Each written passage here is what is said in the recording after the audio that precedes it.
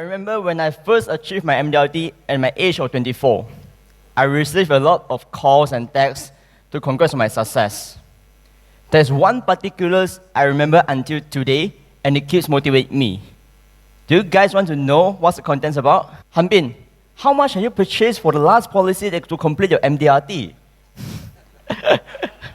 I was like, all right, I understand that it's not easy to achieve the MDRT, especially at my young age. A lot of people may see that I have a luck. I run on big cases.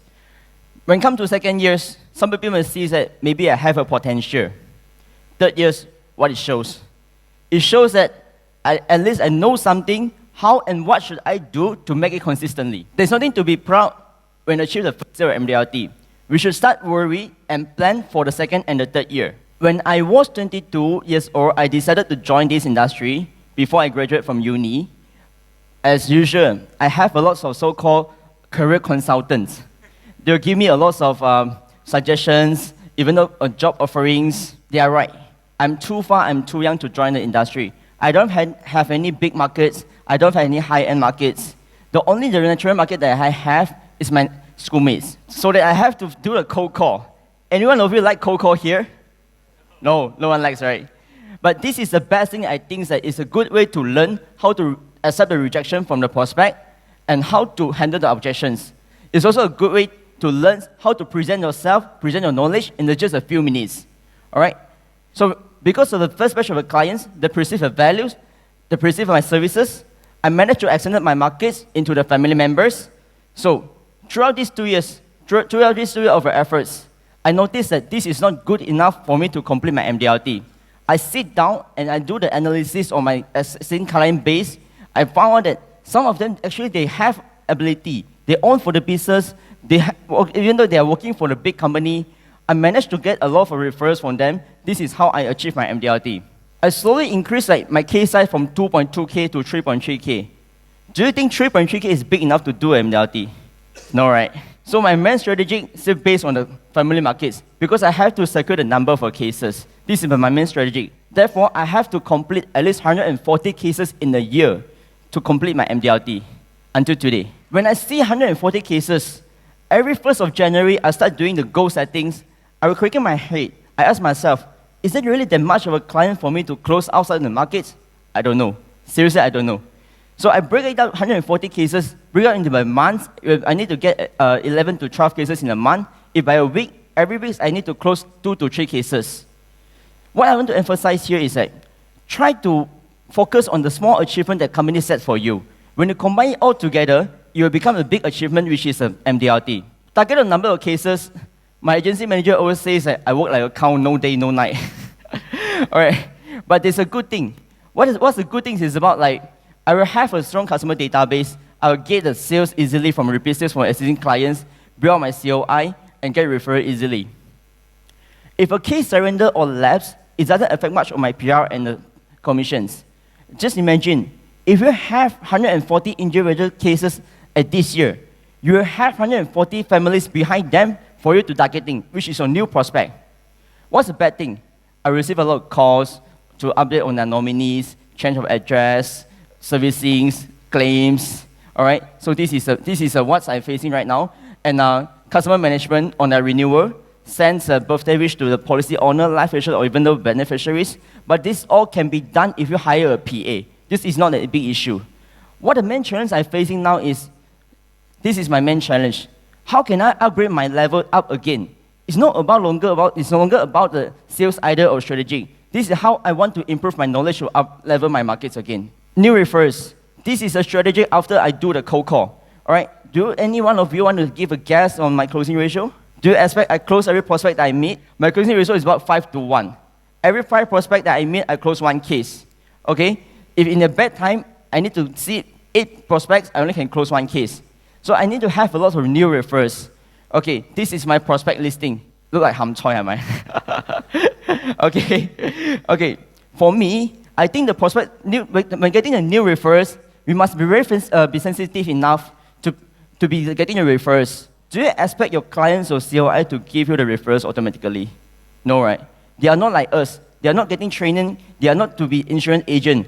So for me, I will point it out someone behind them or some that are from my family members that is a good prospect, is a good person to target.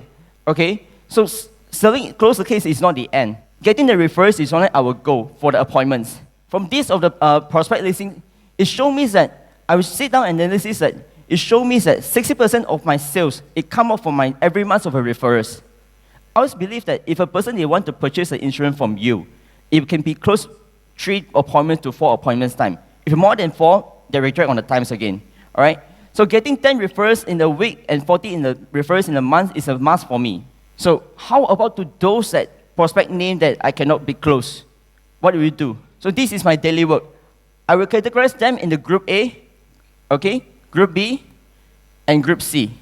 What is the group A, group B, and group C means? Group A, it means that the person that I want to contact in this month, person I want to contact to call and meet up in this month. Group B, it seems that it's a backup list to the group A. Once I finish with group A, it comes to the group B. So I have a lot of appointments in the months, okay? When it comes to group C, it shows that it can be like someone rejected me or someone they want don't have a contact, okay? So this is all the group A, B, C. I will rearrange and restructure again in my every first of the month. This is the original template, okay? What should I put for the group A and B and C? For the name, it's the basic information only. Name, occupations, genders, it's all the basic information that we want to know about the prospect. But when it comes to remarks, it's a main concern for the clients. It means that it can be like, what's the clients are facing? Maybe it's a claim issues, maybe come to the policies, inquiry. Okay, what the prospect mentioned is very important. If you have a conversation content in your group A, B, C, and under the remark, you can remember what the client told you before. It's more faster to build a relationship for the next appointment. Okay? So tips on the remarks, it will remind me if I have nothing to update it on this month, maybe I have forgotten to contact the clients. A lot of agents will say that I don't have enough of prospect list. I'm running out of stocks. But slow down and think back. Do you appreciate every person that you meet? Do you appreciate every person that you have a contact before? Do you jot it down and record it down? Do you refresh, remind, recall to your prospect, or even though someone that you met 1 year ago? I received a call 2 days ago, which is a prospect that called me. I met this person 3 years ago. Okay, I saved down his number. He called me and he asked me, "Do you still remember who am I?" I told him his name. He was so surprised and happy. During the conversations, it's about 20 minutes times. I present the plans and I close the sales, just because I can. Someone that I met 3 years ago, because of all the group A, B, C, and the remark, it helped me to remember the clients. Guys, we are doing insurance, we are meeting out a lot of people, but can you remember every person that you talk about? No, right? Besides doing the remarks, we have to remember, we have to do some analysis on what the clients really needs. As I mentioned just now, my closing ratio is about 5 to 1. If I come to my activities, this is my activities records. If I times the 5 to 1, I need to have at least 20 appointments in a week, not including the CO, follow-up with the COI, not including the services, only for productivity works, which means that open and follow-up. Okay, I need to call at least 10 in a day to secure my appointment, to confirm with the clients that we are meeting up tomorrow. Okay, I need to follow up group C, B, A. When we using the group C, B, A, do not over-focus on the group A, do not underlook on the group C, because it might be the new prospect that you can close at a particular month. For my time management is, I will spend 1 hour for every individual clients, and if it comes to the families, I will spend 2 hours times. Okay?